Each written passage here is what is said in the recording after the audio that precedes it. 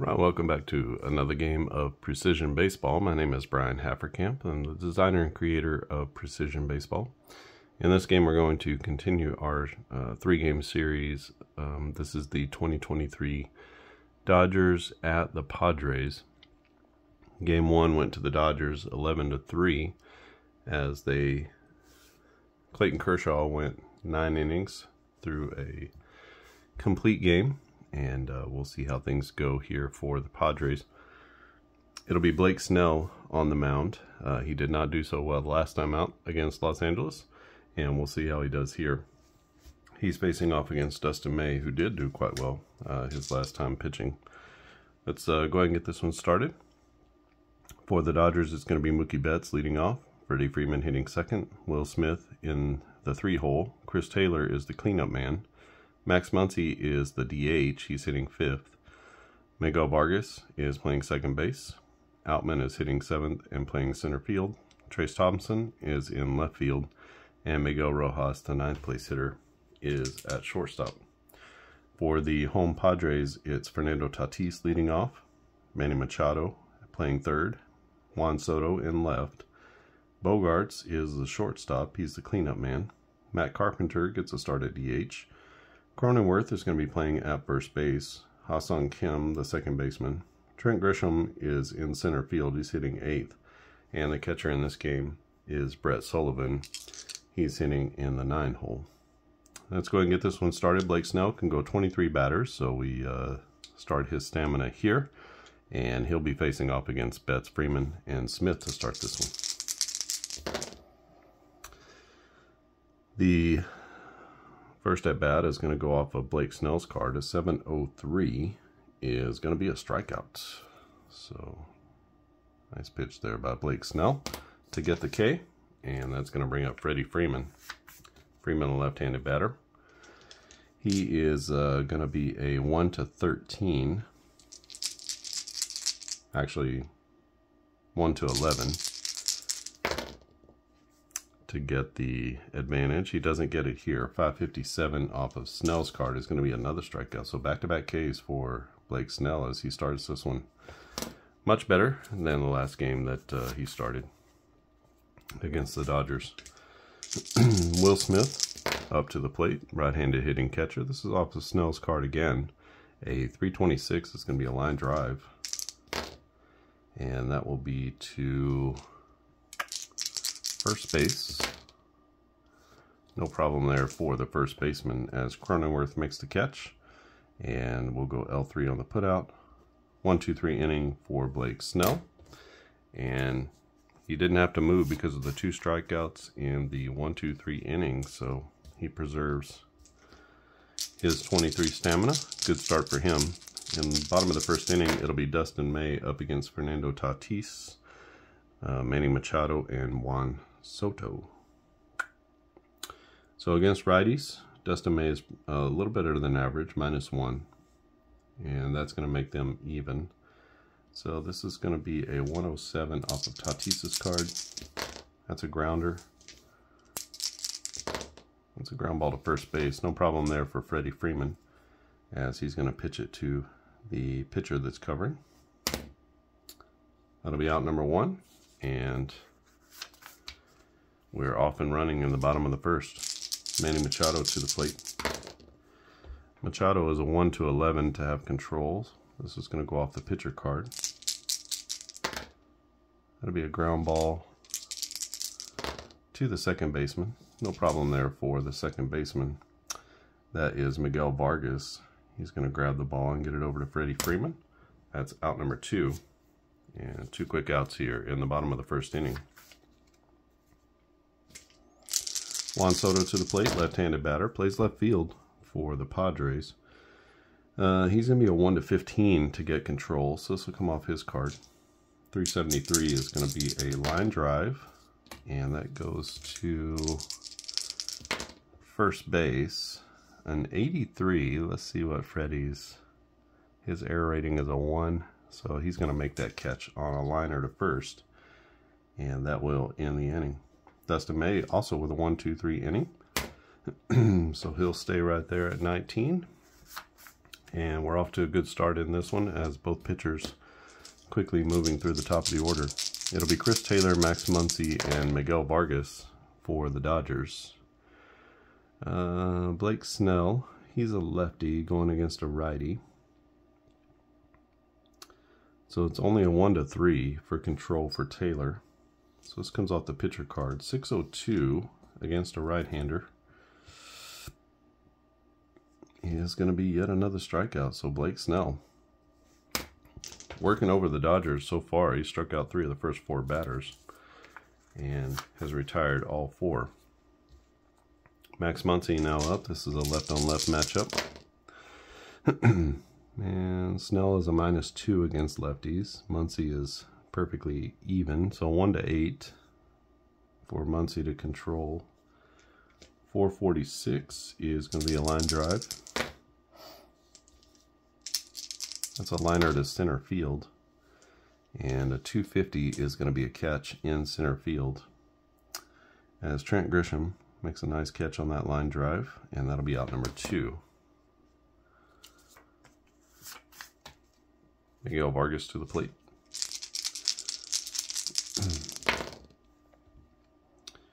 Vargas is a 1-4 to control. It's a 20, so this comes off the pitcher, and that's going to be a ground ball. Grounder goes to second base. No problem for the second baseman. Another 1-2-3 inning for Blake Snell. And he sits the Dodgers down in the second. Sorry, that looks like a 6. He sits them down in the second. We'll leave them there for the 1-2-3 inning. And just like that, an excellent start for Blake Snell in this one. We go to the bottom of the second, no score. Dustin May will face off against Bogarts, Carpenter, and Cronenworth. This will be a 1-12 for Bogarts, so he gets control. 860 against a right-hander is going to be a base hit. That is an infield single for Xander Bogaerts.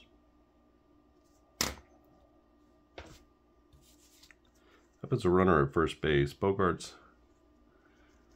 he steals a little bit more off of right-handed pitching. So he's a 0.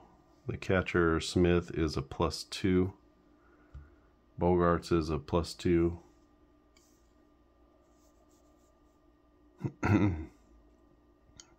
Let's go ahead and try for the steal, at least. Just kind of get things going a little bit.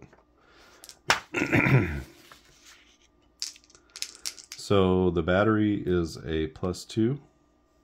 Bogaerts is a +2, so that means 2 minus 2, which is a 0. So we're in this column here. And Bogaerts is going to try the steal.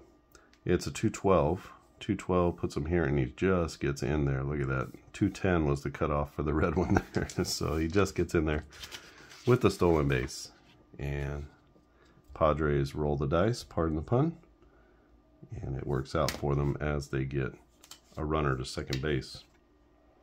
So 1, 2, 3. That should be 1 right there. Right. 1 for the base hit. Matt Carpenter now up with a runner in scoring position. Carpenter is going to be a 1-9 for control. So this goes off the pitcher card. 696 against a lefty is going to be a strikeout. Nice pitch from Dustin May as he gets the K. That'll be out number 1 as Carpenter goes down swinging. Brings up Jake Cronenworth, the lefty batter. Dustin May just league average when it comes to facing left-handed batters. Cronenworth a +1, so 1-11 goes to him. This will be off the pitcher card. 451 against a lefty is a line drive. And that goes to the shortstop. 137. The shortstop is Rojas. He's a +1 error, so he'll make the catch. Let's see if there's any sort of might be a double play possibility here. So we'll go L6 on the putout, and we'll see. We have on the back of our line drives chart, normally we use this for outfielders, but there's an infield side as well. So if you hit a line drive to any of these infielders, plus a first baseman on this side. So we're looking at shortstop, we have a runner at second base, so there's an opportunity here either to get a double play right out right, which is the green, or to do a double play check, which is the yellow. So we got a runner at second base, we got a liner to short. It's a 979, which puts us here, and that's a red. Oh, just into the 980 is the cutoff. And so that means there's no double play. So the runner gets back to second. And that is a line drive out to the shortstop. So almost a chance to get a double play, but not quite. Brings up Ha-Seong Kim. Kim is even with Dustin May. So this comes off May's card. 238 against a righty as a ground ball. That's going to go to the third baseman. A 0-30. This is a chance for an error. Let's see. The third baseman is Chris Taylor. His error rating is a 0. A 1-30 is an error. And you can see here 0-30. So it's right on it. And we're going to go E5 as he can't handle the grounder.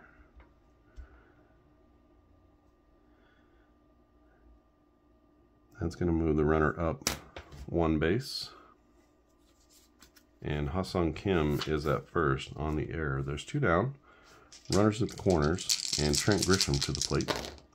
Grisham, a lefty. He's going to be a 1-9 for control. So this comes off the pitcher. 343 is a fly ball that goes out to center field, and the center fielder is there to make the catch for out number 3. Center fielder for the Dodgers in this game is James Outman. Who makes the out? The Padres strand runners at the corners, and we head to the top of the third inning, still scoreless. And it'll be Outman, Thompson, and Rojas against Blake Snell. Outman, a lefty. He's going to be a -3 advantage, so 1-7 is control for him, which he gets at 452 is going to be a strikeout though. Against a left-hander, he strikes out. And Blake Snell is rocking in this one. He's got 7 up, 7 down so far.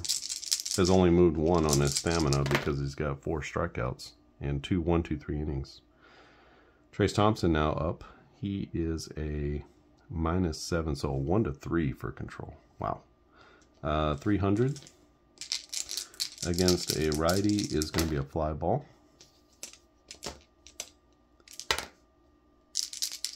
That goes out to left. No problem out there in left as Juan Soto makes the catch for out number 2. And it will bring up the 9th place hitter, Miguel Rojas, to the plate. Rojas playing shortstop in this one. He's even Steven with Blake Snell, so this is going to come off of Rojas's card. 197 against the lefty is going to be a ground ball. That goes to second base. 992, we should check that out. Second baseman is Ha-Seong Kim. He's a 0 on his error, so he's going to make that play. Oh, actually, 992, that's going to be an error. That's E4. That'll be the first base runner for the Dodgers as Rojas gets on ahead of Mookie Betts.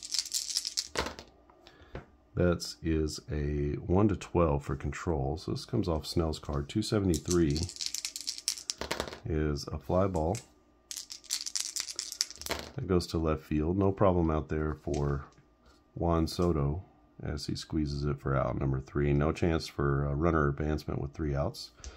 So the Dodgers put up another 0 in the top of the third, and we head to the bottom of the third inning. Still tied at 0. And it'll be Brett Sullivan, the number 9 hitter, and then back to the top of the order for the Padres.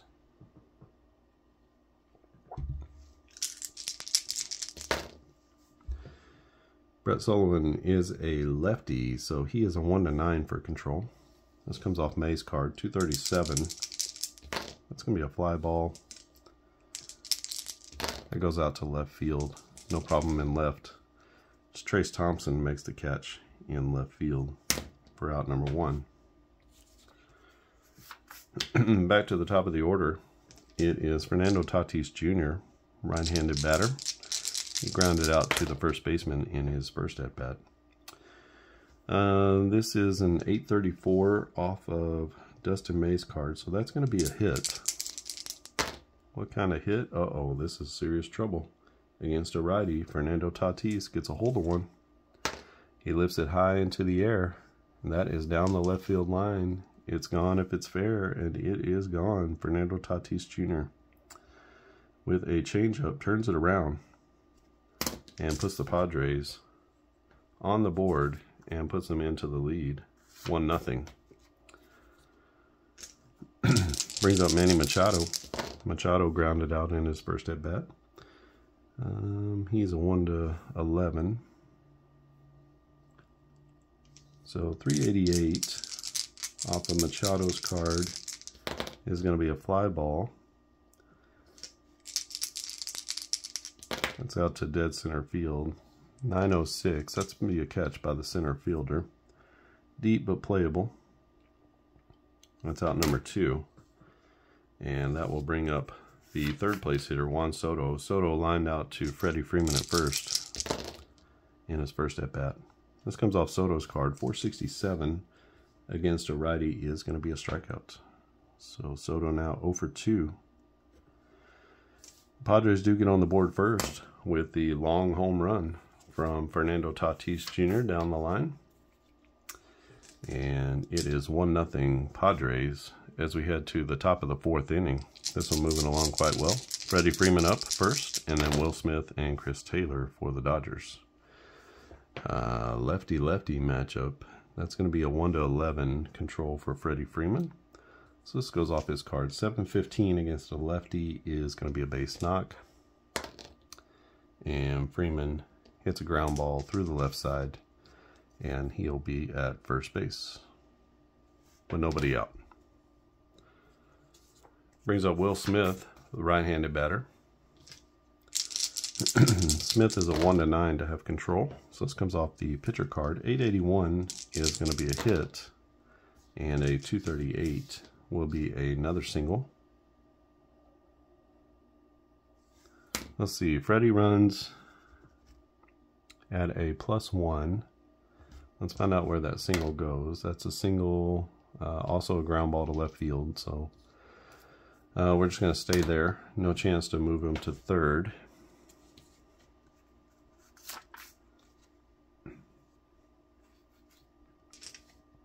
Brings up Chris Taylor.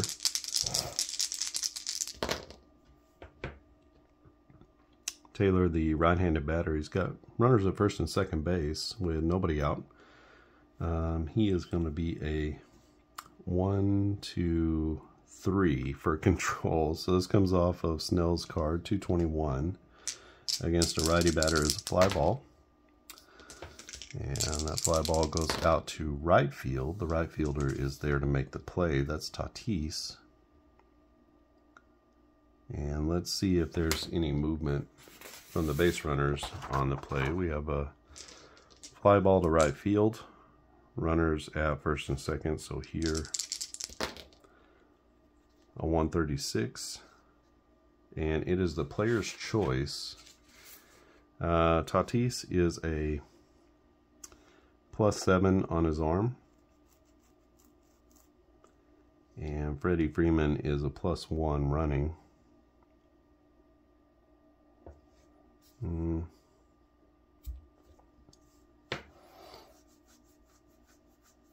Freddie's going to tag up. They're going to be aggressive here, try to get him to third base. No real reason to do that, but it's good to show you how the game works. So we have a, whenever the outfielder's arm is greater than the runner's speed, then it's all based on this base running tag up extra base chart. So then we look at the runner's speed, which is a 1 to 5. and it's all on him to try to get in safely. A 505 is going to do it as he slides in safely to third base. A throw a little bit offline. And so Freddie Freeman, he tags up and comes home, or he makes it to third base. Will Smith will stay at first, and we have 1 out. Yeah. So 1 out on the fly ball. Brings up Max Muncy. Lefty-lefty matchup, so he's a 1-8 for control. So this comes off Muncy's card. 460 against a lefty is going to be a line drive, so he gets wood on it. Line drive goes to shortstop. Potential error on the shortstop. The shortstop is Bogarts. He's a +4 though. So he's going to make the catch at short. We'll call that L6, and we'll have to see if there's any sort of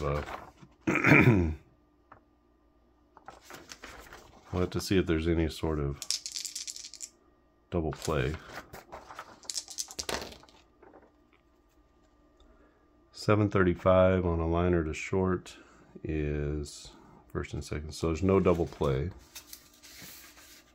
Everybody gets back,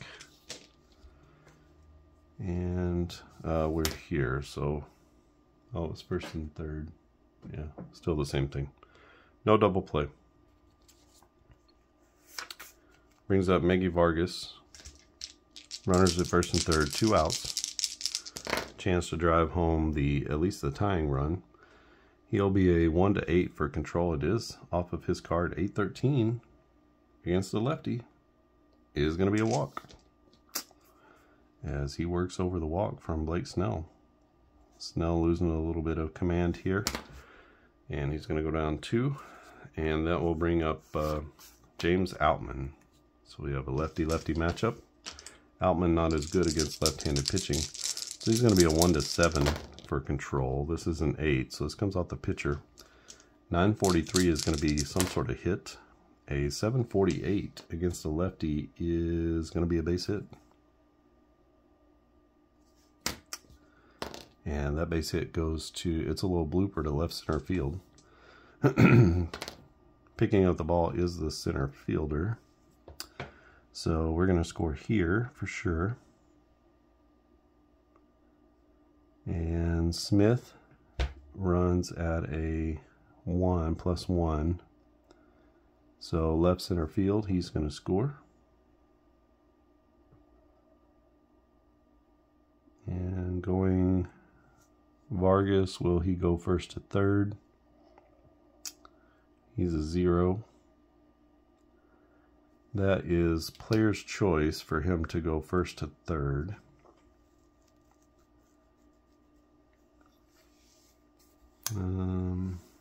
The outfielder, center fielder is Grisham. He is a +3. Vargas is a 0. With 2 outs, less to be conservative, we'll just hold him there. So it's going to be a 2 RBI single from James Outman. And we have runners at first and second, and 2 in for the Dodgers, who take the 2-1 lead on a little dump single out into left center field. Brings up Trace Thompson. Thompson, a right-handed batter. He's a 1-7 for control. So this comes off his card. 848 against a lefty is going to be a strikeout. Not great success against the left-handers, as he strikes out to end the inning. Blake Snell's 5th K of the day, and the Dodgers put 2 on the board in the 4th and take a 2-1 lead over the Padres. Good game here. We head to the bottom of the 4th. It'll be Bogarts, Carpenter, and Cronenworth for the Padres.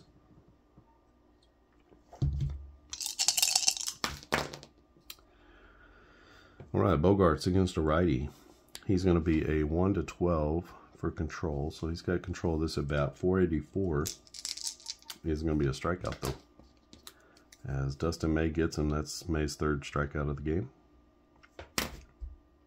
He's going to stay there. When there's a strikeout, we don't move the stamina. That's like a psychological boost to the pitcher. For Carpenter, a left-handed batter, he is going to be a 1-9 for control. So this comes off his card. 577 is another strikeout. So back-to-back Ks for Dustin May. He's actually got 3 in a row if you go to the last inning. Still don't move his stamina. It's like a reflex to go and move it, which is good. But you got to catch yourself on some of these. Cronenworth, a left-handed batter. He's a 1-11 for control. This comes off his card. 898 against a righty is going to be a base hit. So Jake Cronenworth with a little bouncer up the middle. And that's going to be a 2-out single for Jake. So 2 down, and Ha-Seong Kim comes to the plate. Right-handed second baseman. He's going to be even with Dustin May. So this comes off of his card. 237 is a fly ball. That's going to be a fly out to center field. No problem there for the center fielder, James Outman, who comes in and makes the play. It's a can of corn out there. And that's going to end the 4th inning, as the Padres get 1 on, but they strand a runner at first base. And we head to the top of the 5th inning. Still 2-1 Dodgers. Blake Snell on the mound, going strong. He's facing off against Miguel Rojas. Rojas against lefties is a +2, so these two are even. This comes off of Rojas's card. 237 is going to be a ground ball. That's a grounder to third. A 146. The third baseman is Machado. He's a +3, so that's going to be a good catch at third. He gets it across the diamond, and that's out number 1. Back to the top of the order now. Mookie Betts is 0 for 2. He's got a strikeout and a flyout. He's going to be a 1-12 to get control. Sorry, he's a 1-8 to get control. So he's got control of this at bat. It's a 150. That's going to be a grounder. That's a grounder to third base. No problem there for the third baseman, Machado, who makes another good strong throw to first, and that is 2 quick outs in the top of the 5th. Snell against Freeman. Mixed results, 1 for 2. Freeman had a single and a run scored in his last at-bat. He is a 1-11 for control. So this comes off of Snell's card. 522, probably good things for him. In fact, that's going to be a strikeout to end the inning. And another 1-2-3 inning. So not only does he stay, but he's going to gain 1 for the 1-2-3 inning. So we think about it this way. You take away 1 for the batter. You get 1 for the strikeout. And 1 for the 1-2-3 inning. So Blake Snell doing a good job keeping himself in this one. And, So 1-2-3 go the Dodgers in the top of the 5th. We head to the bottom of the 5th inning. 2-1 LA. Dustin May still on the mound. And he'll face off against the bottom of the order. Trent Grisham, Brett Sullivan, and Fernando Tatis Jr. This will be a 1-9 advantage for the batter. So 803 against a righty is going to be a walk. So he takes the walk from Dustin May. That's the first walk of the game for the Dodger right-hander. And Grisham is at first. He steals at a +2. Let's go ahead and try to steal with him. You can see here he's got about twice as many stolen base attempts against right-handed pitching. So we'll try a little steal here. He's a +2, which means their battery is +2 as well. So 2 minus 2 is a 0. So he's stealing out of this column here. A 331. And he is in there safely. So stolen base. Second stolen base of the game for the Dodgers, or for the Padres. And that's going to bring up Brett Sullivan, the catcher, with a runner in scoring position. This will come off May's card. 786. Oh, just into his strikeout range. Oh, actually against the lefty. A lefty, that's a walk.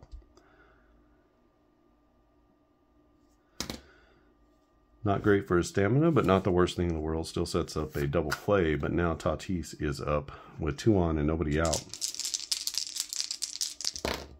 He's even Steven with Dustin May, so this is off May's card. 250 is going to be a ground ball. So they got a chance here. 882 will be a grounder to third. Taylor makes the play at third. Let's see what happens on the play. So we got our chart here. Got runners at first and second, so this is where we're looking. 397, something pretty conventional. It's a 5-4, and we need to use the grounded into double play. So normally we're using the DP number for the fielder, but this time we're going to look on the batter's card to find out, did he beat it out at first? So a little wrinkle here that's in the game. So we're going to go 5-4, so this guy's out. This guy's going to move up on the fielder's choice. This is out number 1, and let's see, the grounded into double play for Tatis is a -1, which means he grounds into more double plays than the average, which might be a little bit surprising. So then we use this chart here. He's a -1. Green means there's a double play. Red means there's a fielder's choice. Oh, I guess he grounds into fewer double plays. That's what the minus means, because you can see there's more fielder's choices here at the bottom.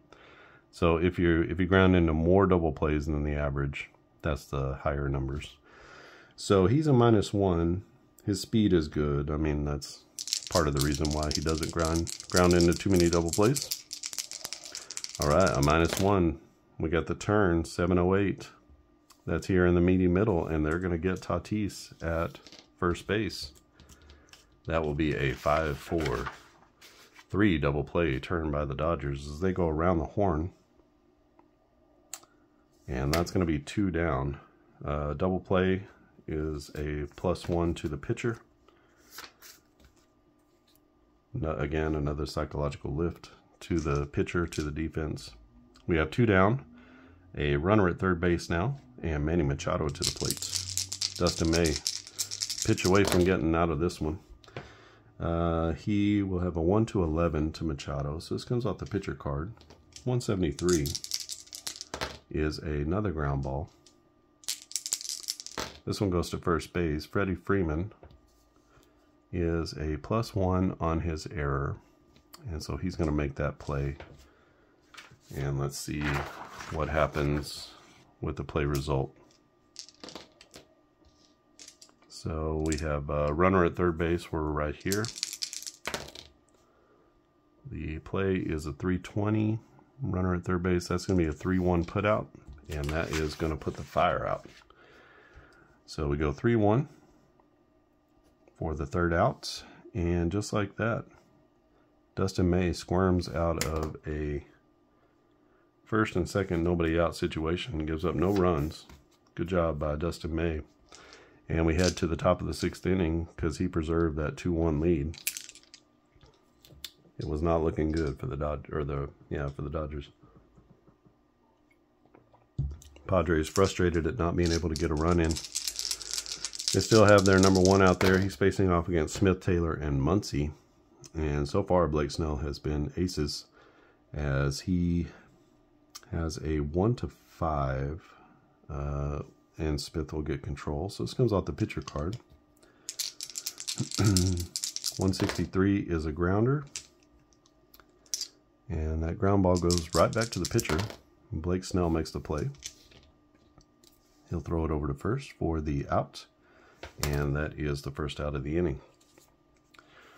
1 down with Chris Taylor coming up to the plate. Taylor 0 for 2. He's got a strikeout and a flyout. Sort of a super utility man for the Dodgers, playing third base in this game, giving Max Muncy a day off in the field. Against left-handed pitching, he's a -1. So he's only a 1-3 to get control. So this comes off of the pitcher's card. 749, though, is going to be a walk as Snell. A little bit of control issue here. That's the second walk of the game just in the last 2 innings. As he might be starting to lose it just a little bit. Let's see. Max Muncy, left-on-left matchup. 1-8 for control for Muncy. A 142 is going to be a fly ball as he lifts it up in the air to left field. We'll leave it there because I think that's where it was. Into left field. This is a potential error. Left fielder is Juan Soto. He's a 0. And it is a 0-1-0. And that is going to be an error on the left fielder as he gets there. But he can't squeeze it. And we're going to go E7. So both runners are going to move up 1 base. Brings up Miguel Vargas. And we'll see if that error comes back to haunt them. Vargas is 0 for 1. He walked in his last at-bat. This comes off Snell's card. 970 is going to be a hit from Vargas. A 310 will be a double as Vargas. Strong against lefties. And that's going to be a line drive to left center field. It is picked up by the left fielder. So we got a double here. That's going to bring home this run. And sends him to third. Max Muncy runs at a 0, or he runs at a -2. The left fielder is Soto. He's a -7 with his range and arm. So it will require Soto going against his outfield arm. They're going to go ahead and send the runner from first base. So chugging around third, a 0.38 on an arm of 1. That's going to be safe at home.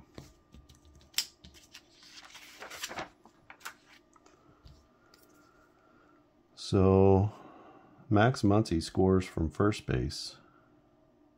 That is a 2 RBI double for Miguel Vargas. And it's now 4-1 Dodgers. Brings up James Outman. That was a 6. Outman is is 1 for 2 with a couple of RBIs. He's going to be a 1-7 for control. So this comes off his card. 623 against a lefty is a strikeout. Blake Snell bears down. Already given up 2 runs, 2 unearned runs, as they would not have scored without the error, I don't believe. And Trace Thompson now to the plate, and he is a righty. So he's a 1-3 for control. This is going to come off of the pitcher card, another hit. So a 2-out hit here, 848 against a lefty is going to be a single. And that ball is a line drive to left center field. It's picked up by the center fielder, Trent Grisham. A 0 for Vargas. A 0 into left center field is a yes, so he is going to score. And yet another RBI for LA, and I think it's time to get Blake Snell out of the game as he's given up 5 runs. So 3 earned now. So let's go ahead and get a new pitcher for the Padres. All right, new pitcher for the Padres is going to be Steven Wilson, right-handed pitcher. He can go 4 batters.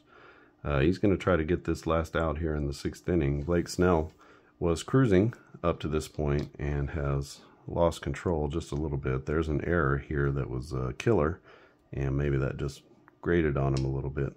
He goes 5 2/3 innings, 5 hits, only 5 hits, but 5 runs, and 3 of those are earned. He did have 7 strikeouts and just a couple of walks. It'll be Miguel Rojas against Steven Wilson. Let's see if Wilson can get out of this one. Wilson is a -1 against right-handed batters, so I figure Rojas bets. Those are a couple of righties. Let's see if he can get out of the inning. There's a runner at first base. There's 3 already in for the Dodgers in the 6th, and we'll see if Wilson can get through this. He is going to get control, so a 3-13 against a right-handed batter is a fly ball. That goes out to right field, and the right fielder will be there to make the catch. That's Tatis, and that will end our inning with 3 outs. So Wilson comes in and gets the out, shuts down the inning, and we will head to the bottom of the 6th inning. The Dodgers lead this one 5-1, and it will be Juan Soto, Xander Bogaerts, and Matt Carpenter against a tiring Dustin May. May getting close to the end of the day for him. Soto will be a 1-15 for control. So 0.82 is going to be a grounder. That's going to be to second base as he rolls over it. 9.89 though, that's a possibility for an error. Second baseman is a -1. And that will be an error on Vargas as he can't corral that grounder. And that's going to be, I believe, the first error of the day on the Dodgers. But that puts Juan Soto at first base. He's not a great stealing threat. He's a -1. So we're going to let Bogaerts hit away. Bogaerts 1 for 2. Against May, he's going to be a 1-12 for control. So this is off May's card. This will be a ground ball. Could be just what the doctor ordered. Grounded to third base. Picked up 219. That's going to be a good play by the third baseman. And let's see what happens. What is our play result? So we have a runner at first base and hit to the third baseman. It's an 827. We have a 5-4 double play chance. So just out of the auto double play range. Soto is going to be out on the fielder's choice. That'll be out number 1. Let's roll against the second baseman's double play chance. That's going to be Vargas. His double play rating is a +1.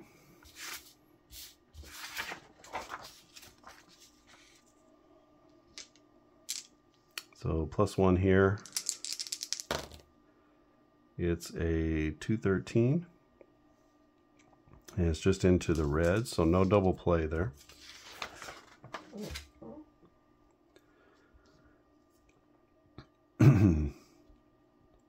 So Bogaerts on with the 5-4 fielder's choice. Bogaerts already with 1 stolen base. Let's try it again. Again, he's a 0 on his stolen base. So he's going to take off a 121. This time he gets gunned down by Smith. And just like that, the bases are cleared as he gets caught stealing for out number 2. We'll bring up Matt Carpenter. Carpenter 0 for 3, or 0 for 2 with a strikeout. He is going to be a 1-9 for control. This is off his bat. 0.24. He gets some wood on it this time. That's a ground ball. That'll be a grounder to short. Possible error. Rojas is a +1. So he's going to make the play and get it over to first for out number 3. So no technical 3 up and 3 down inning there. But Dustin May gets through 6. And I think he'll probably hand it off to the bullpen at this point. For the Dodgers in the 7th inning, they're up 5. Oh, That should be a 3. So they're up 5-1. They're going to send up Mookie Betts to the plate. Betts is over 3. Let's keep Steven Wilson in there for at least another batter. An 18 will go off of his card. So 191 is a fly ball. And that is a fly ball to the catcher. A pop-up on the infield to the catcher. Catcher makes the play. Don't get too many P2s in this game, but got it there. And let's go ahead and bring in somebody a little bit better against lefties for the Padres. All right, new pitcher for San Diego is going to be Luis Garcia. Garcia, right-hander, but he's good against lefties, so we'll bring him in to face off against Freeman, Smith, and Taylor if necessary. So Garcia is a -1. Freddie Freeman is a +5, so that makes him a 1-14. You do what you can against Freeman, but ultimately Freeman is going to have the advantage against most pitchers. A 337 against a righty is going to be a line drive. This goes to the third baseman. The third baseman is there, and he'll make the play. That's out number 2. We'll go L5 on the putout. Nice play at third from Manny Machado, who's made some good plays in this game. Against Will Smith, Garcia is going to be a 1-12, so he's a little bit of a disadvantage. But Smith with a 368 is going to be a fly ball. It's popped up to second base, and the second baseman will be there to make the play. So a couple of pop outs and a line out. That is a 1-2-3 inning in the 7th. We're going to give that to Luis Garcia because he's on the mound. And that will take us to the bottom of the 7th inning. It's 5-1 Los Angeles. Does San Diego have a rally? That's the question. And we are going to dip into the Dodger bullpen. All right, quick hook from Dave Roberts as Dustin May comes out. 6 innings, 3 hits, 1 run. That 1 run was a Fernando Tatis bomb to left. Just 2 walks and 4 strikeouts. Only faced 23 batters, but with a 5-1 lead and Dustin May tiring, we get him out of the game. He's going to face off, actually, Caleb Ferguson will be the first one out of the pen. Left-handed pitcher, he can go 4 batters. He'll be the first out in the game for the Dodgers, and he'll face Cronenworth, Kim, and Grisham. Against a lefty, Cronenworth is not as strong. Ferguson is quite good against both lefties and righties. About a 335, 340 FIP overall. So Jake Cronenworth is going to be at a -2 advantage against Caleb Ferguson. Won't really matter as this comes off Ferguson's card. 842 against a left-handed batter is going to be a hit. The hit is a base hit for Jake Cronenworth, as he's now 2 for 3 on the day. That's a little bouncer up the middle, gets through for a hit, and the Padres have a little bit of life here in the 7th. It's going to bring up Ha-Seong Kim. Kim 0 for 2. He reached on an error and flied out in his last at-bat. Against Ferguson, Kim is going to be a +2, so they're even up. A 626 comes off Ferguson's card. 626 is going to be a strikeout as Ferguson gets Ha-Seong Kim swinging, and that will be out number 1. Trent Grisham to the plate. Grisham a left-handed stick, playing center field. He's 0 for 1. He walked in his last at-bat. This comes off of Ferguson's card. 363 against a lefty is going to be another strikeout. So back-to-back Ks for Caleb Ferguson, who's getting it done so far in the 7th inning for the Dodgers. Dodgers got to cover 3 innings, 7th, 8th, and 9th. And we'll see if this one makes it any farther than that. Brett Sullivan up. Sullivan doesn't have anything against left-handed pitching, so he didn't really play against left-handers. He didn't have any at-bats. You can see down here, no at-bats, plate appearances. And so we're going to leave him in there. Why not? And he's facing Ferguson, who's a lefty. So basically what we do is we just go off of Ferguson's left-handed batters stats, since he doesn't have anything over here. So we can safely get rid of that. It's going to be a hit, as Caleb Ferguson gives up the hit. A 400. We don't really have anything there. So we'll just go off his versus right-handed pitching. So it's going to be a base hit. That is an infield single. So that's as far as everybody's going to go. Everybody advances one base. So they're going to have runners at first and second now, with Fernando Tatis Jr. coming to the plate. Bottom of the 7th inning. Padres could use something huge here. Against the lefty, Tatis is pretty good, +2. And Ferguson equally as good. So this comes off the pitcher card, 157. That's going to be a grounder to third base. Let's see if he can make the play. 805, he does. And what happens after he makes the catch? That's the question. Runners at first and second to third base. We have a couple of things here. We have sort of an all safe, and we have some other things going on here. A 176 is just going to be a plain old 5-3 put out. And with 2 outs, that will end our inning, as Chris Taylor makes the play at third. Strong throw to first, and that's out number 3. So the Padres strand 2 in the bottom of the 7th inning. Caleb Ferguson comes in, and by the skin of his teeth, gets through the 7th. It's still 5-1 LA as we head to the top of the 8th inning. Garcia still looking good. He's going to face off against... He's pretty good against lefties, right? We'll leave him in there, see if he can get through this inning. And if he starts to get in trouble, I guess we'll do something else. All right. He'll face off against Chris Taylor. Taylor is 0 for 2. He walked and scored in his last at-bat. Against a righty, he is going to be a -1. So not very good. So he's a 1-9 for control. 672 against a right-hander is a strikeout. So Luis Garcia. A nice outing so far. We'll leave him there for the strikeout. And that's going to bring up Maxwell Muncy.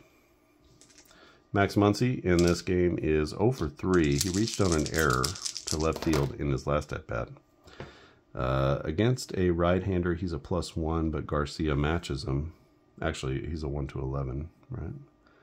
So 595 against a right-hander is going to be a strikeout, as Muncy takes a big cut and comes up empty. And we're going to roll the dice, so to speak, with Garcia and see if he can get through this inning facing Miguel Vargas. Vargas is 1 for 2. He had a 2-run double in his last at-bat.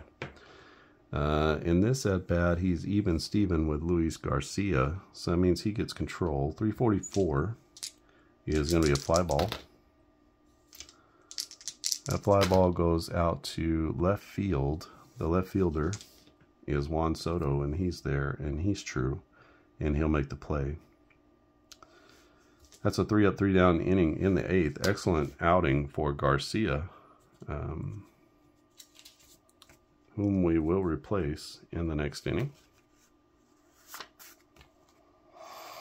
But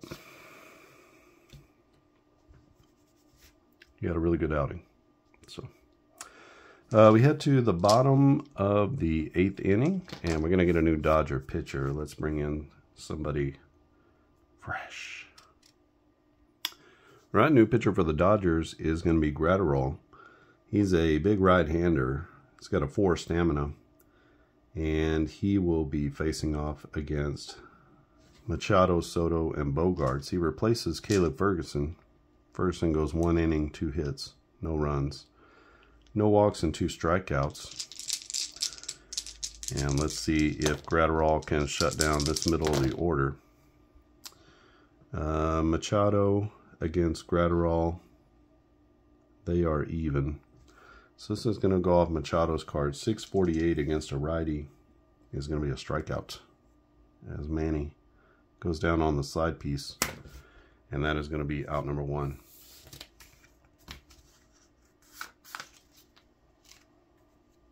Juan Soto to the plate. Soto, generally better against righties, 790 OPS. Let's see if he can put a dent in the scoreboard. This comes off of Soto's card. A 965 against a right-hander is going to be lifted in the air. This one is just over the center field wall. So now we have an opportunity to rob a home run. So this is a home run. It's lifted up to left field. It's high in the air. It's going back. Going back on it is the left fielder, Trace Thompson. His range is a 0, so not a great chance to rob a home run, but we'll see if he gets up there. He's standing at the wall, and he's right here. 1-30, he's going to rob this home run. And it is gone. Just over Trace Thompson's outstretched glove, and Juan Soto with a solo bomb to left field.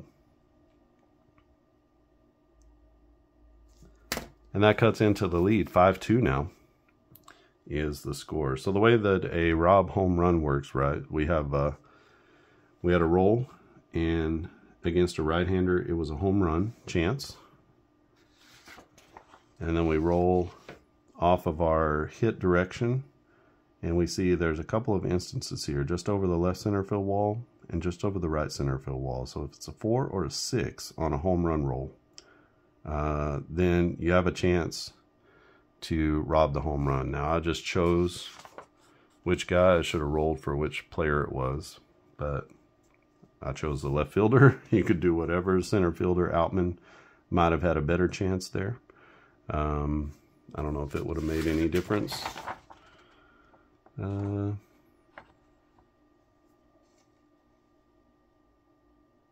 He would have been here, so 31 to 100. It wouldn't have made any difference there about who robbed the home run or tried to, because it was a 400 or something. Nobody is in this middle range here, you can see. So it wouldn't have made a difference there, but normally you might, because it's left center field, you roll to see was it the left fielder or the right fielder. And then once you find the fielder, you look at the fielder's range. And we determine this on the rob home run chart. We determine their range. And then whatever their range is, that's their opportunity to rob the home run. Everybody has a chance. Some people have a better chance than others, depending on their range. So, Juan Soto with the home run to left field. High and not very deep. It sneaks over the wall, a little wall scraper, but it counts just the same. We have 2 home runs, one from Tatis, one from Soto, and we are in the bottom of the 8th inning. It is 5-2, Los Angeles.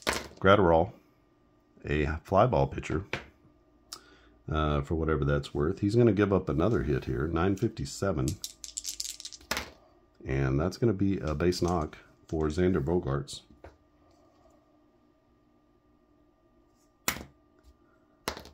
That is a ground ball through the left side into left field. And with 2 down, or 1 down, we got 1 in and 1 on for Matt Carpenter. Carpenter, a lefty batter, is not a particularly great batter. He is going to be a 1-8 for control. It is an 8. A 751 against a righty is going to be a walk, as Carpenter takes the walk. And things are not looking well for Brusdar Graterol.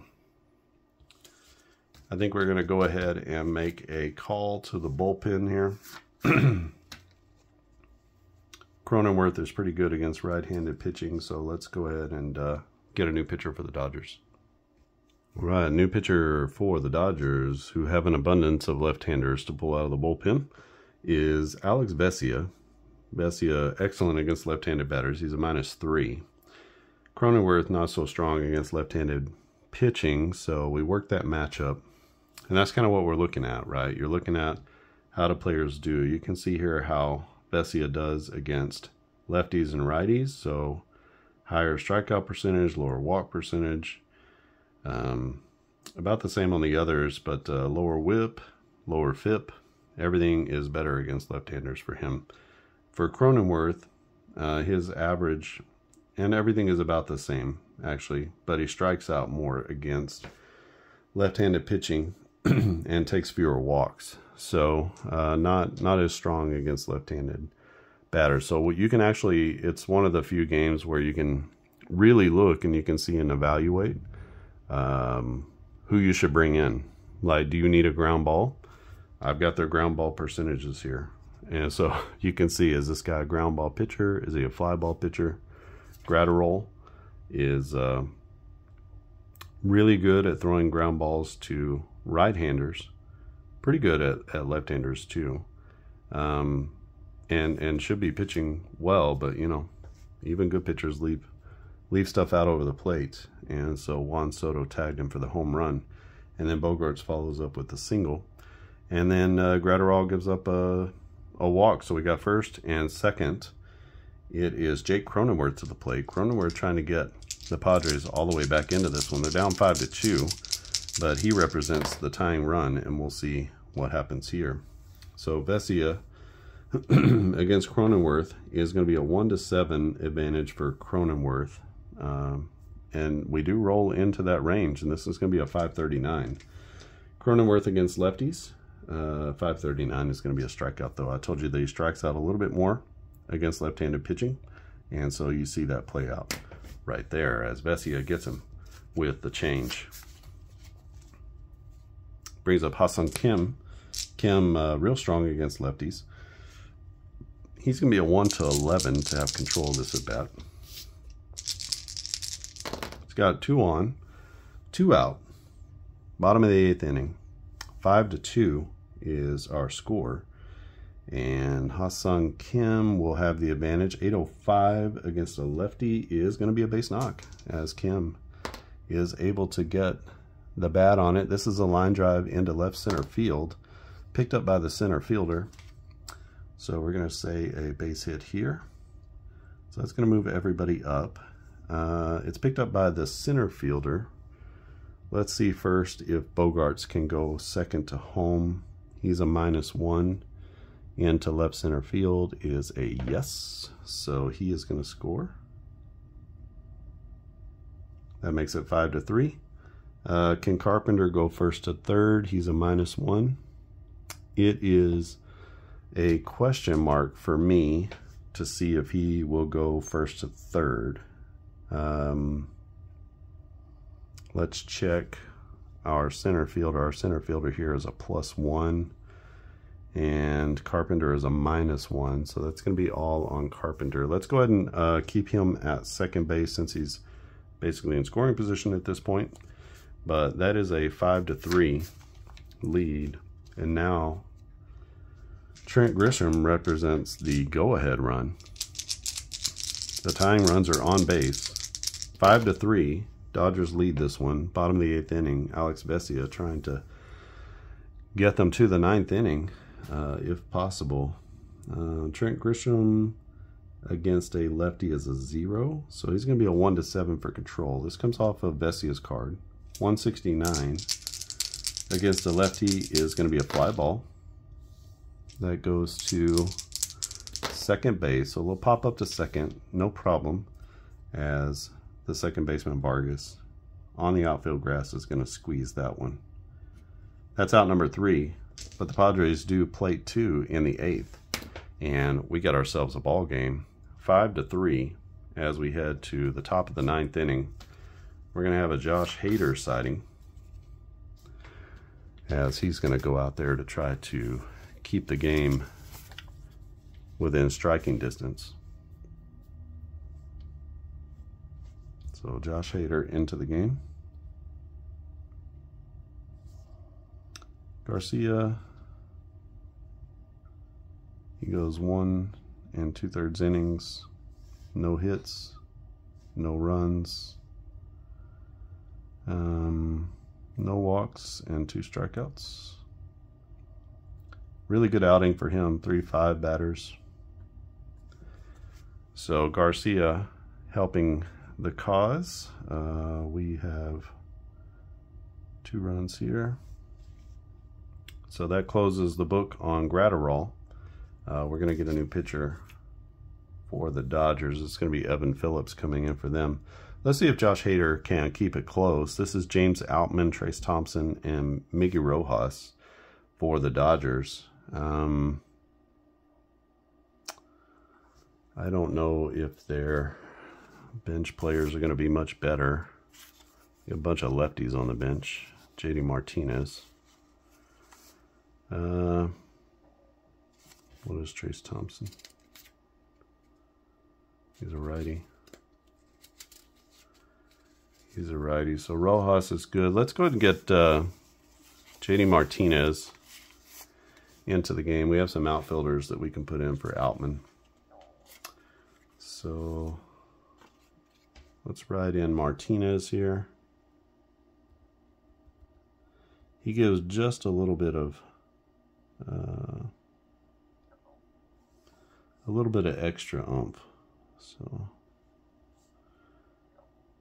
0 -3.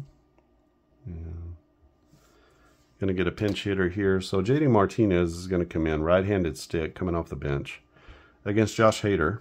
Hader, the big tough lefty. He is tough against right-handed batters. He's a -4. But what can you do? So 1 to 6 goes to JD Martinez. This is going to come off Hader's card. A 0-27 against a righty is going to be a ground ball, as Martinez puts it in play. 485, that's a grounder to short, and the shortstop is Xander Bogaerts. No problem with that, as he gets it over first for out number 1. 1 down in the 9th inning. Hader trying to keep this one at a reasonable score. It's 5-3 LA over San Diego. Brings up Trace Thompson to the plate. Thompson against lefties is a -1. Hader against righties is a -4. So that means it's only a 1 to 5 that Thompson gets control. He doesn't. This is going to be a 991 though, so that'll be some sort of hit off of the pitcher card, as Hader leaves one out over the plate. A 661 against lefties is a base knock. Thompson, not a lot of success against left-handed pitching, but he's got two hits in this game. That's a line drive into right center field. It's picked up by the center fielder, Grisham. He runs at a 0. Grisham is a +3, so that would kind of be all on him. So that's going to be a base hit into center field. Holding up, taking a big turn, but holding up is going to be Trace Thompson. Thompson doesn't steal very well. Not that the Dodgers necessarily need that run, but would love to have a little bit of insurance here. Miguel Rojas, the right-hander, he's going to be he's a 1 to 8 for control, so he gets control here. 949 is an opportunity. That will be a double. So a 1-out double for Miggy Rojas, as he hits a line drive to left center field. That's going to split the outfielders. It's going to be the left fielder Soto getting to the ball. That pushes the runner to third. Thompson is a 0. Soto, when you combine his range and his arm, is just a -7. So that's going to be all on Soto to try to make this play. They're going to send the runner on this double to the gap. Soto is a +1. Let's see if they're going to get him. 780 is here, and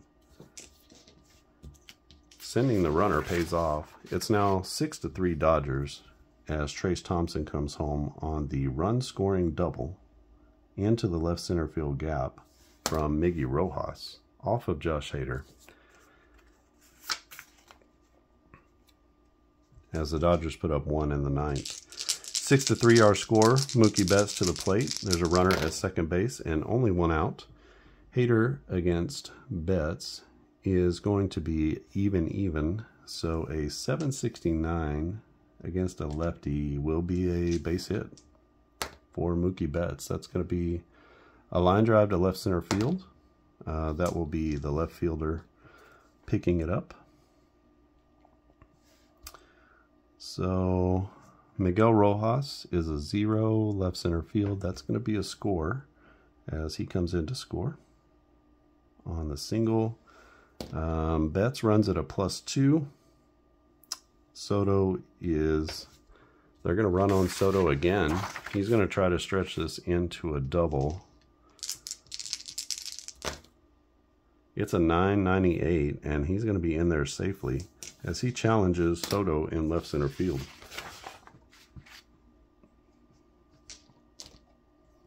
Not great arms in the Padre outfield.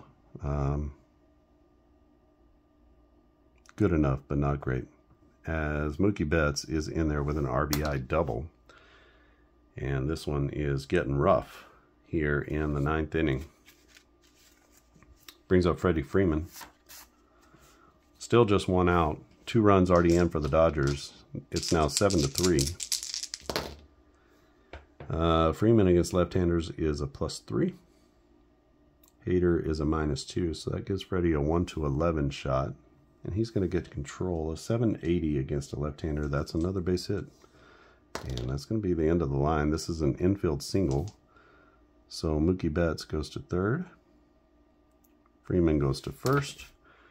And that's going to be it as they take Josh Hader out of the game. Hader just trying to keep it close. And let's bring in Nick Martinez. Martinez, sort of a all-everything player. Can go face either-handed batter. Hader goes just 1/3 of an inning, and that's not so good. He gives up 4 hits. So far, he's given up 2 runs. He had no walks, no strikeouts. That's a key for him. Didn't have any strikeouts. And he faced 5 batters.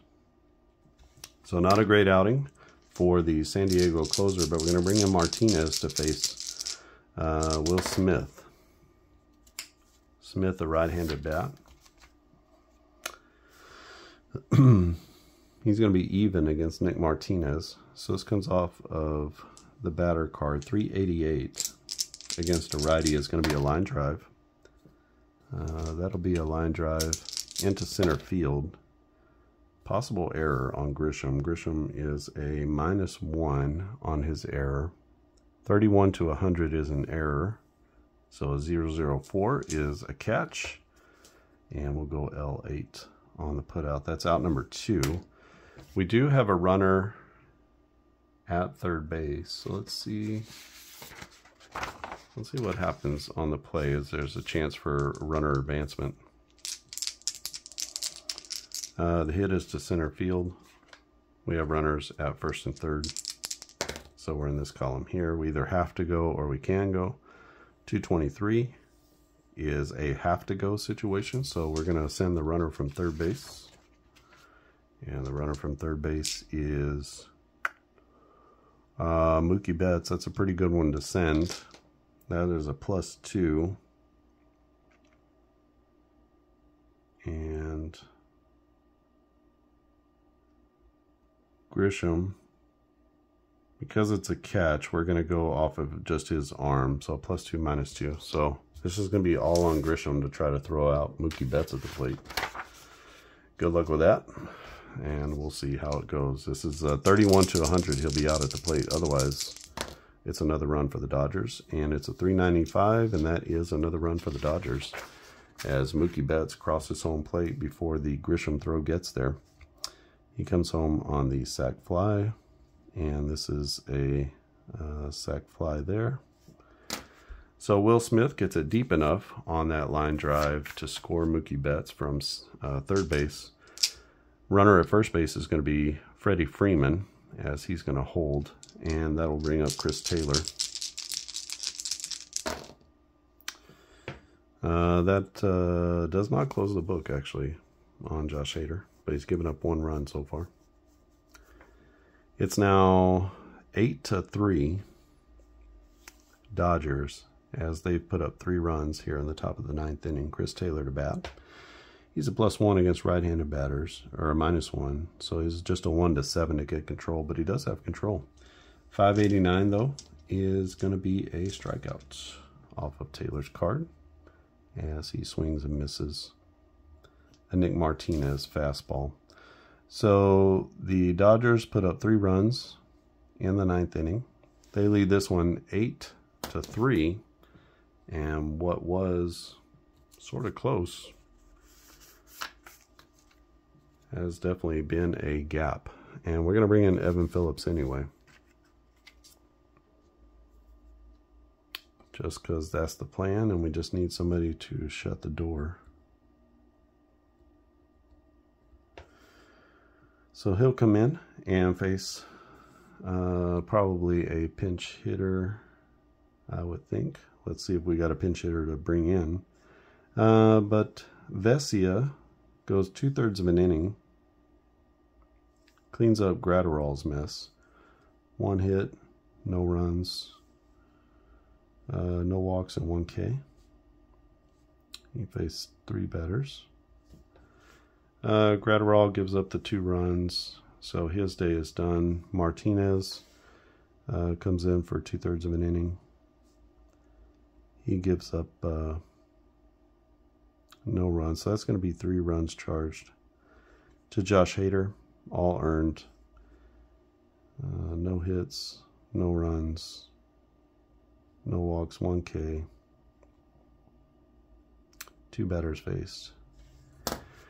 So Martinez did his job to try to come in and limit the damage there. But 3 runs given up by Josh Hader in just 1/3 of an inning.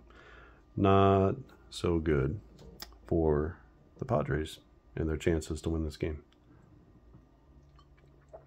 So Evan Phillips, big right-hander, stands on the mound. He is going to be facing off against somebody.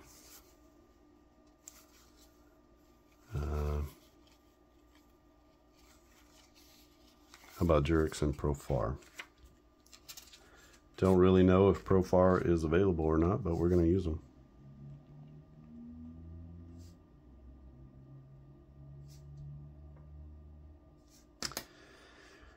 He's facing off against Evan Phillips. Just a 1 to 7 to get control. This comes off the pitcher card, 644 against a righty. It is going to be a strikeout. Now Evan Phillips is a strikeout machine. He has a huge strikeout range against righties. It's 35% against righties, just 21% against lefties. But he dominates right-hand hitting. And we are kind of right-handed, righty power on righty power here. Fernando Tatis Jr., he is going to be a 1 to 8 for control. It's a 10, so that comes off the pitcher. 961 though gives a chance. Let's see, that's going to be a hit off of the pitcher card. 363 is a base hit, and Fernando Tatis says, "Not so fast, my friend," as that is a single, a line drive to left center field. The left fielder is the one who picks it up. That's Trace Thompson. He is a perfectly zero player, and Tatis runs at a +1. So let's get him stretching that into a double as he tries to pick that up. 0 is the column we're rolling out of. It is a 277. Oh, and he's just in there ahead of the throw as Tatis stretches that single into a double. So double to left center field for Fernando Tatis, and the Padres have a runner on with 1 out. They are down by 5 runs and need some big pop here. Manny Machado to the plate. He is going to be a 1 to 9 to get control. He doesn't get it. 355 off of Evan Phillips's card is a fly ball. That is a pop-up to first base. 169. Freddie is a +1. So he's going to make the catch. So disappointing at bat there for Manny Machado as he pops up the pitch to the first baseman. And just inside the line on the right side is Freddie Freeman, who squeezes it for the out. We got 2 down with 1 in scoring position and Juan Soto to the plate. Soto with a wall scraper of a homer to left in his last at bat. Let's see what he's got here. Off a right-hander, he's a +5. Phillips not as strong against lefties, so 1-14 goes to Soto. This comes off his card. 296 against a righty is going to be another fly ball. 140, this is going to be another pop-up. This to the second baseman, and no problem there. As Miguel Vargas, the second baseman, squeezes it. 2 pop-ups to end the inning. The Padres strand a runner at second base. Excuse me, and they are going to lose this game by a score of 8-3 as the Dodgers come in to San Diego and they take 2 straight to win the series. We'll see if they're going to complete the sweep or not, but Evan Phillips comes in for the save, closes it down, and we'll get the totals right after this. All right, and we are back with the totals here. This is going to be LA winning in San Diego. The Dodgers, 8 runs on 9 hits, 2 errors for the Dodgers. They did put up a 3-spot in the 9th inning, and that made the game a little bit more of a blowout than it seemed. We were at 5-3 heading into the top of the 9th inning. Hader gives up 4 hits and 3 runs, no strikeouts, and just faced 5 batters in the 3rd of an inning. Nick Martinez did a pretty good job cleaning that up, but was too little too late. As Evan Phillips comes in for the save, I'm going to go ahead and give Alex Vesia the hold. He pitched here and held the lead after the 2 runs given up by Gratterall. The win goes to Dustin May. The loss goes to Blake Snell, who gives up only 3 earned runs, but takes the loss here, 7 Ks and 2 walks. Much better pitching performance than his first game when he went something like 4 1/3 and gave up 8 or 9 runs. So better pitching performance for him as he was in control up until really about the 6th inning. For the Dodgers, May goes 6 innings, 3 hits, 1 run, 2 walks, and 4 strikeouts. Excellent pitching performance for him. Pretty good performance from the Dodger bullpen as well. A little falter there with Gratterall as he gives up a couple of runs here in the 8th inning, including a home run to Juan Soto. Tatis and Soto homer for the Padres. It was a 2-run double for Miggy Vargas, an RBI double for Miguel Rojas, another RBI double for Mookie Betts, and top it off with a sac fly from Will Smith. So well played game here. It's 3 runs on 9 hits and 2 errors for the Padres. The Padres got their hits and just could not get the big one to drive in the runs whenever they needed them. Left runners in scoring position here, first and second. Left a runner at third here. So there were some scoring opportunities for the Padres, and this one just couldn't come through with that big hit whenever they needed it. This is Precision Baseball. This is a new baseball game. It is in development. If you like this video, go ahead and give it a thumbs up. That's sort of number 1. If you want to subscribe, you'll get notifications of whenever I post new videos. It's not just about Precision Baseball. I got football and basketball, as well as other baseball games that are in production at this point. You can go to clarkandaddisongaming.com and you can find all the games that are purchasable, including Uptempo Basketball, which is a fun sort of quick to medium play game. If you don't traditionally like basketball cards and dice sims, you might just give it a try.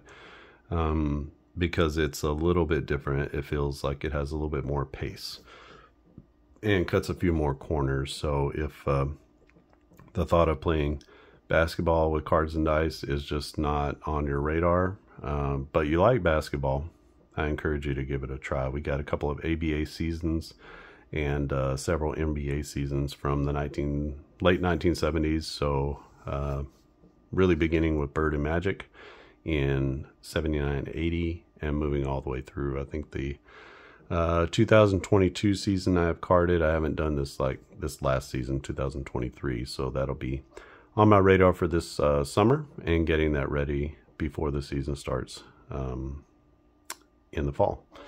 Play Action Football is a new football game. It's play-by-play, cards and dice. Sort of more of a team base, but there is the opportunity to get statistics, especially major stats, both team stats and individual stats, out of that game, and without very much difficulty. I mean, it's not just roll and figure out who did what. It's more like play-by-play. Okay, where did it go and what happened on the play? So, but it does cut a few corners as well. If you haven't had a lot of luck with play-by-play, like long play football games, you might give that a try. Also, No Huddle Football is a quicker playing football game, but still play-by-play. But you play that one with cards as opposed to rolling dice to find that. So a couple different kinds of football games I have out there. I'm always sort of experimenting to find the best football game. I think Play Action Football is probably where I'm just going to land as far as like long play football games. That's probably about as good as I can do. Every time I go back to think about, well, maybe I can make a better football game, I keep coming back to everything I already did in Play Action Football. So I was like, okay, I'm not going to fight it. I'm just going to release this game and get it out there. And so now I'm working on some improvements to the game as well. And maybe there will be like a little quick play game inside of the game. So still trying to work on some improvements for that one. Got two classic seasons, 1985 and 2007. And then also the latest NFL season for 2023. So you can go and pick that up at clarkandaddisongaming.com. And out of the park, but it's not. It is On Base Baseball. That is my sort of first baseball game, bread and butter type game. Sort of the love child of APBA and Strat, and went all the way back to the very roots of dice baseball. Started from the beginning, same place that APBA and Strat started from, and then I started to incorporate advanced stats and sabermetrics into that game, and allowed that to kind of take that game where it goes. So if you like sabermetrics and you like advanced stats, and you wish that APBA and Strat would do a little bit more of bringing that to the surface instead of just saying that they use them for their ratings and things like that, which I have no doubt that they do.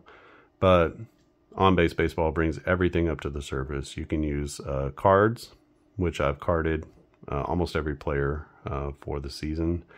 And then also I have decade roster sheets. So you can download those or buy those roster sheet sets. And they're a decade at a time, divided up by season. And every player who got into a game, whether it's a pitcher or a pinch hitter or a pinch runner or whatever, somebody came up for a cup of coffee, you'll get that player rated to play On Base Baseball. And basically you just take those players for your lineups off of the roster sheet, put them onto your score sheet, and then now you basically just roll off of the score sheet. So you wouldn't roll off of any cards per se. But I do have carded seasons as well. 98, 91, 95. Those are all good Brave seasons, by the way. So that's probably why those are in there. 98 is just a classic season anyway. And then also 1967, 1972, 72, I believe. 19...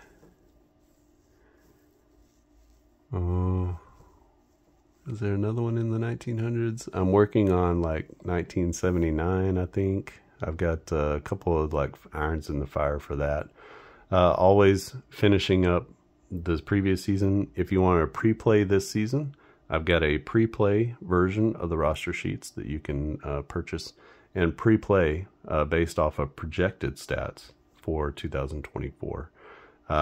There's also the ability for you to just go out and get your own stats. That if you download the free DIY kit for On Base Baseball, it's under the free section on the website. You can get all of the game parts and the rule book and all that kind of stuff, the guidebook. And then you can go out and get your own statistics if you want to. So if you really wanted to play every game either just before it happens this season or just after, you can go out and you can find all of those updated values at fangraphs.com. And then you can play along. Basically, you would just fill out your score sheet with all of the values. We have 2 different styles of score sheet that come with the game, and you'll get that in the DIY kit. Basically, my goal for On Base Baseball was to create a game and to release it for players to play for free. So I personally would like to see sabermetrics come and flood a little bit more. The cards and dice tabletop games, and maybe some people, you just turn off the video. I don't know, but some people don't like that. I like seeing a little bit deeper into what makes players tick and what makes them good, and what separates these from those.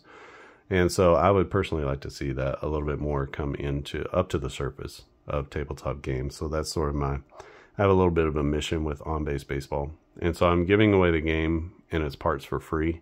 What I charge for and what I committed to charge for whenever I started the game was to charge for my time to make the cards and to put all those cards together for you so that you don't have to go get those stats. But if you want to and you like that kind of stuff, the game engine is free. You can download the game engine from multiple different eras. I have decade game engines that I put together statistics for an entire decade.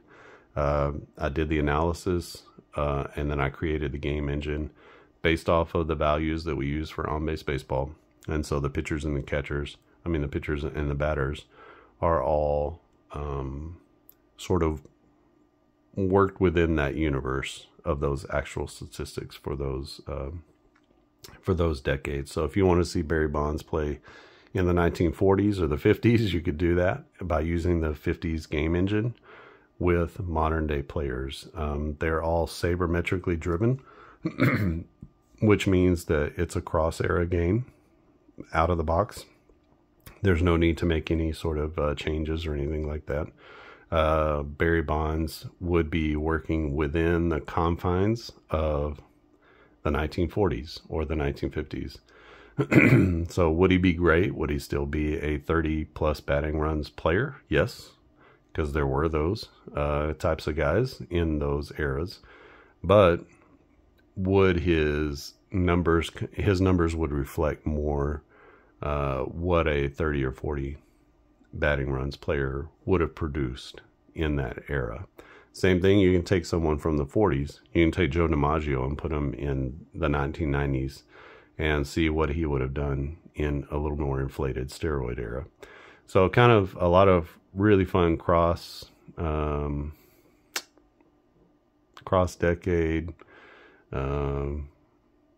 just pulling players all across history and playing them together.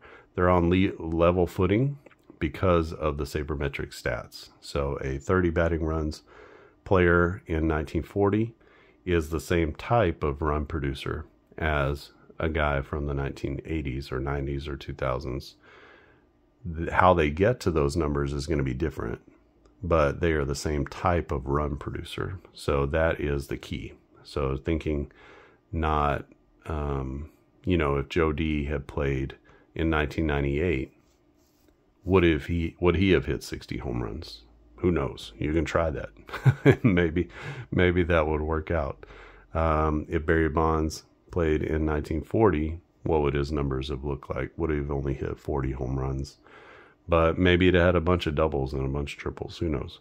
So you can play all those things with on-base baseball. So that's sort of a bread and butter game.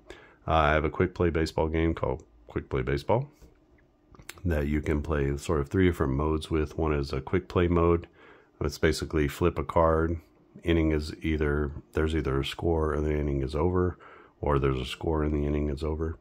And you can wipe out a game in 3 to 5 minutes. But it gives you an inning by inning approach to the game.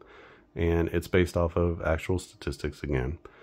So the players are rated for that game. There's a medium play game where you can sort of get plopped down into the middle of an inning. some sort of base out situation. And then whatever card comes up next, that is going to determine the rest, or you play out the rest of the inning, I guess. So if there's nobody out and nobody on, you basically play a full inning of baseball. And then if there is 2 outs and 2 runners on, then you play out the rest of the inning as well. And then there's also a full play version of that game where you don't plop yourself down into an inning. You play it just like this one. You start from inning 1, you play out every at bat. And so either one of those 3 game modes, you can switch between them. You want to play the first 6 innings with the quick play, and you want to finish it out with the medium play or the full play, you can. If you want to play full play until the game gets out of hand, and then you can just play the quick play to get through the game. Or you can just buzz through all of the games that you don't want to play. And it's better than simming the games because they're based on the actual statistics. So you don't have to sort of guess. You can actually, you can do cards and dice based quote unquote simulation by running through those games very quickly. So you could go through a whole day's games within probably an hour. So you could play a whole day of simming quote unquote the games with the quick play method, and then you can do a long play of any of the games that you really want to do long play for. Again, those are sold in eras. So that's probably my best value game. You get more baseball for a lower price than you do any game that I have. So you would get an era, which is typically between 15 to 20 seasons in a purchase. So if you want to purchase, like, say, the dead ball era, you could purchase that and play out the entire dead ball era from 1900 to 1920, whatever that is. And you can play that entire era. Season to season, you can play it across era, whatever you wanted to do. Same thing if you want to play sort of the integration era, which would be the 40s through the 60s. If that's your jam, then you could buy that entire era, play it out. You can play an entire season worth, quickly, slowly, however you wanted to do it. And it's probably the best value that I know of, just because you get so much. I mean, it's equivalent to like Pocket Pennant Run, where you get just a ton of baseball for a pretty small price point. And then I sell each of those individual eras. And so you can purchase that game as well, especially if you like historical baseball. And a lot of people have a lot of fun with that.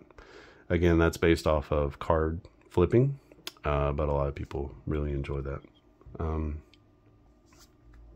And trying to think. Those are the major games that you're going to find at Clark and Addison Gaming. So hopefully, if you've stayed around, you'll just go to the website and check it out. One day I want to do a video where I sort of move you through the website and you can see everything that's there, just so people can get a sense of how easy the website is to use and to make purchases with. You can use any major credit card, or you can use PayPal. You can use your debit card, whatever you want to do. I don't take checks, so I don't do physical cash transactions or anything like that. Try to keep everything ordered and within the digital world, but it's super easy to use. I often run sales, so be paying attention.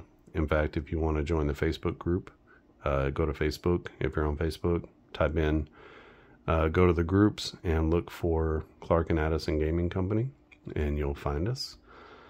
Answer a few questions because it's a private group. You get into the Facebook group, and that's usually where I'm posting new things. I don't always post to every Facebook group. Even some gameplays and replays and things like that. Even the ones that I put on YouTube, I don't always post everywhere. So you can go there and you can check that out. You'll get sort of exclusive kind of things and first looks and asking questions, being part of the community. You can share any Clark and Addison games that you're playing at the Facebook group. That's more than encouraged. And there's a couple of guys playing up-tempo basketball now, and they're starting to post in the group. And so that's really cool to see the game being played out there. I really appreciate that. And then this game here, if you join the Facebook group, you can go to the files section and you can download the latest version of the game that I have for you to test and to play. And I'm continuing to play it myself and to figure out little things. I've been working on, yesterday I was working on whenever you have the roll here off of the card, if you run a roll of 3 of a kind, that's going to be sort of an entryway into what I'm calling highlight plays. Now, highlight plays are not always bad for the offense. They're not always good for the offense. Sometimes they're just outs. Sometimes they're like crazy good outs. Sometimes they're plays where you have to make another roll, like do a range check or an error check or something like that based off of what's happening on the field. But right now I have ground balls, fly balls, and line drives, and I have a pretty good, maybe 200 of those plays across those 3 categories. And then I'll have more for strikeouts, walks, hit by pitch. Maybe that's where I'm going to bring in some other different things, maybe a chance at a wild pitch or pass balls, that kind of thing. I don't have those stats for because I split everything out into the splits now. I had those stats for totals, but I didn't have them for splits with the wild pitches and the pass balls and things. So what I'm going to do is I'm going to incorporate those into those highlight plays. They don't happen very often, and I'm sure you're not there to see wild pitches, played in your game, but you do want it to be possible and available. So I'm going to get those into the game through that sort of system. And then as far as hits are concerned, I think we're covered on hits. Maybe I'll do a few more hit results to see if we can get a few more of those different types of hit results in there. And that will change the way base running is done and different things like that. So thinking about how we can incorporate a little bit more of that as well. And I think, the game is coming along. We got range checks in. We got the robbing home runs in. We have runner advancement on singles.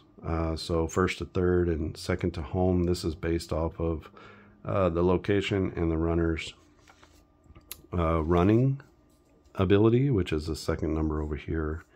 So they have both a run rating and they have a steal rating. BSR you can use as a general rating for the player if you just want to use one number for everybody. BSR is like an incorporation of stealing and base running all at the same time. And then each player has a grounded into double play number, which we got to use in this game, which was cool. So double plays are either based off of the base runner's grounded into double play rating, or they're based off of the fielder's ability to make double plays as a fielder. So, and I have a couple of chances here now for an inside the park home run. That's on a triple. There aren't very many triples, so that's probably not going to come into play very much.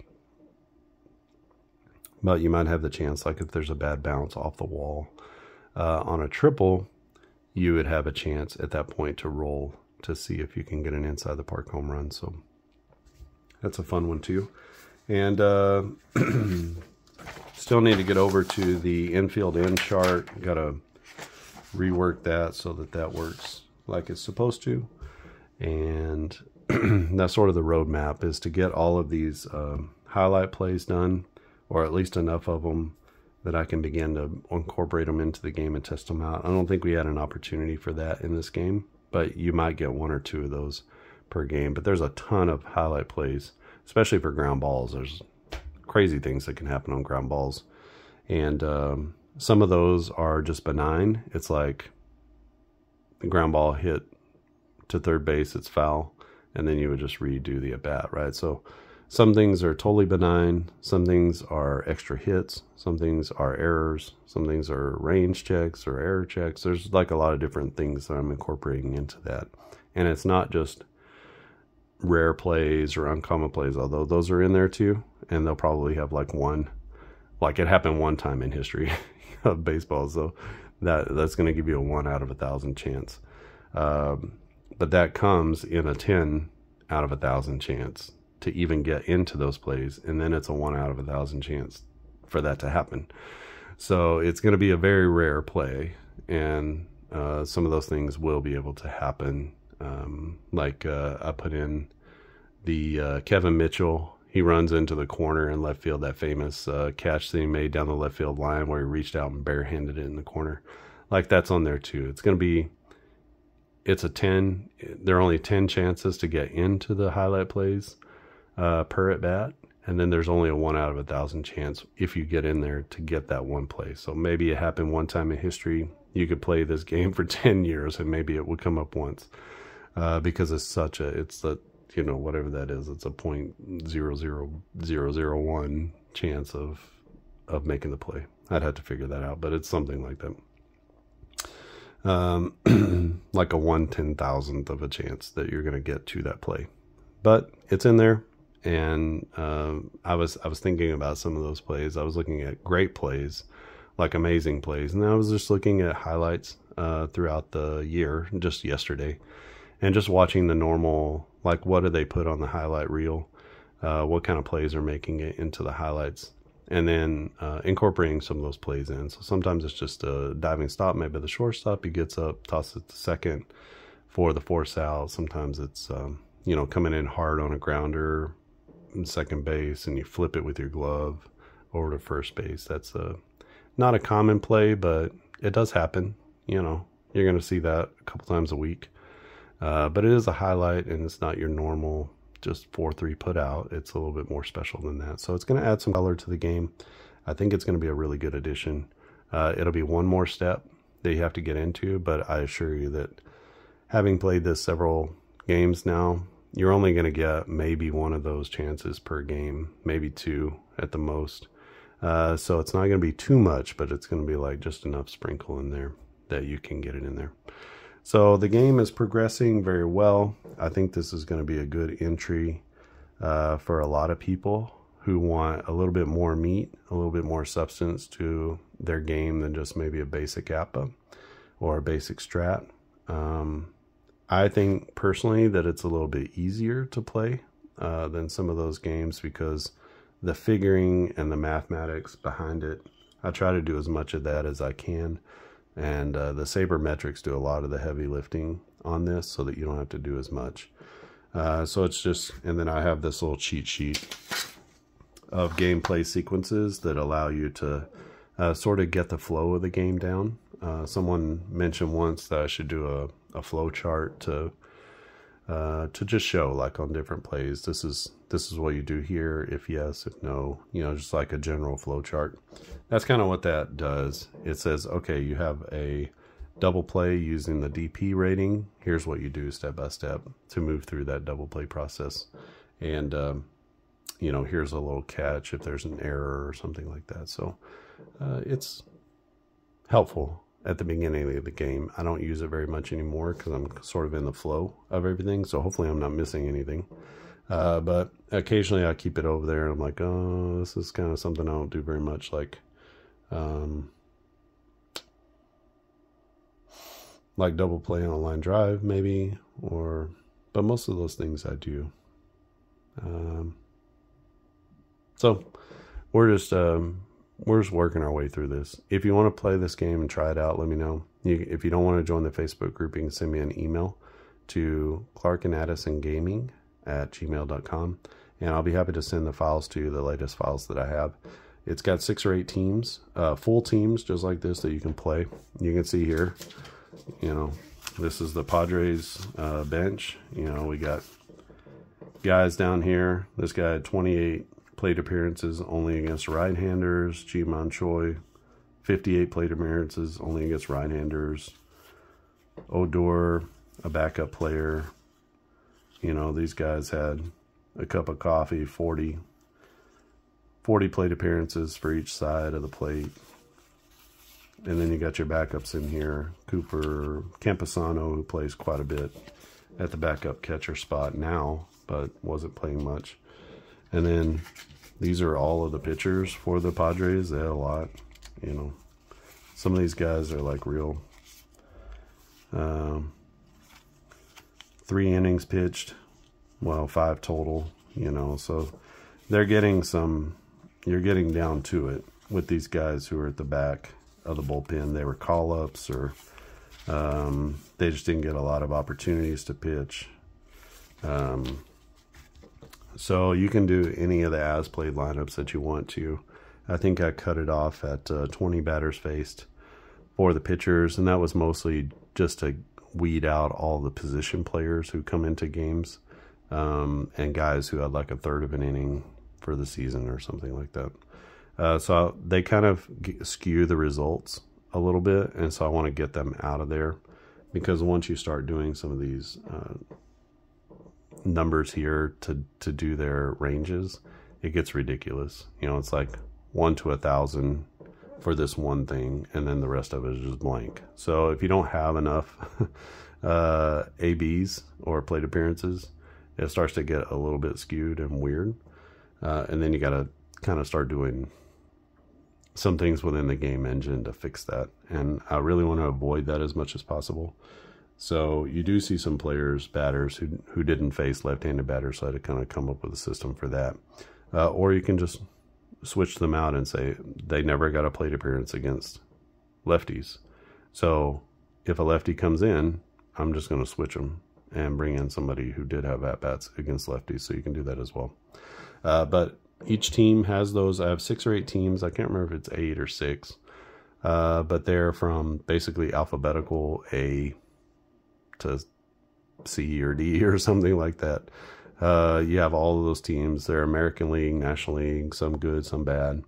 Some playoff teams, some not playoff teams like the White Sox. And so you get a pretty good mix of teams within that demo. So play the demo. I'm looking for somebody to play 10 to 20 games. And then if you want to keep stats, that's great. If not, just give me your impressions. Do things feel like, when you look at the score sheet, do they feel like real games? Like this feels to me like a baseball game. LA is clearly the better team than San Diego, but it was close for a while because Blake Snell was keeping them in it, and then a little falter, and then the Padres come back, and then LA scores 3 in the 9th, and this feels like a game that would have taken place in 2023. So to me, the game feels very realistic. The options and the opportunities to manage and to make players do things on the field, it feels like enough, but not too much. Like it's not a burden, but you do get an opportunity every once in a while to get in there and like really analyze what's going on with each of the different players. Do I want to run on them? Do I not? Do I want to push the envelope, or do I want to just hold back here? I have a lead, so maybe I'll just like not press it too much, or we need to get base runners, so I'm just going to try to steal. There's lots of different things that are coming up as far as managerial decisions that they feel just right to me. So I want you to play that, and I want you to, if you like a little more detail in your baseball games, play it and let me know what can be added, what can be better, what needs to be taken away. Is there something that you have to do every time that you don't like? I understand. I'm not taking the errors out of the game on every play. You can do it or not do it for base hits. Sometimes I do it, sometimes I don't. But that adds another layer. Okay, it's a double to the wall. Did you make an error? If yes, then you know it's going to take an extra base, which could change the game. So if you want to do that, you can. I don't always remember to do it, but you can do that as well.